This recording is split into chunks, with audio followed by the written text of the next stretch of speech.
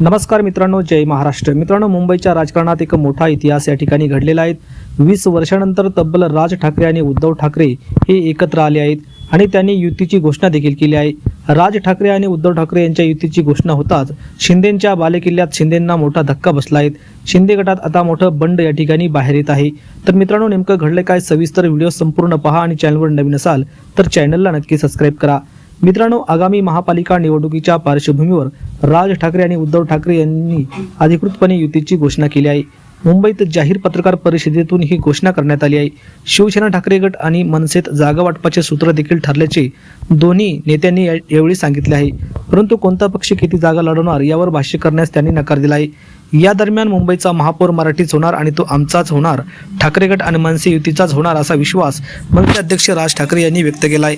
तर मुंबई आणि महाराष्ट्राकडे कुणीही वाकड्या नजरेने किंवा कपटी कारस्थानाने बघितल्यास त्याचा खात्मा केल्याशिवाय राहणार नाही अशी शपथ देखील घेऊन आम्ही मैदानात उतरलो आहोत असे उद्धव ठाकरे म्हणाले आहेत.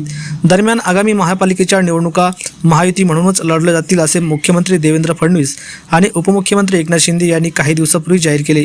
तरी देखील कल्याण डोंबिवलीतील भाजपचे कार्यकर्ते स्वबळावर निवडणूक लढण्यासाठी आग्रही असल्यामुळे शिंदेंच्या बालेकिल्ल्यातच महायुतीत मोठे बंड होणार असल्याची चर्चा रंगली आहे.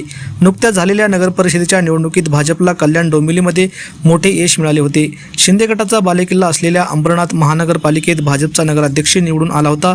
या विजयामुळे भाजपच्या स्थानिक कार्यकर्त्यांसह पदाधिकाऱ्यांचं बळ वाढले आहे. जनमत आपल्या बाजूने असल्याचे सांगत हे पदाधिकारी पक्षातील नेत्यावर स्वबळावर निवडणूक लढण्याची विनंती करीत आहे.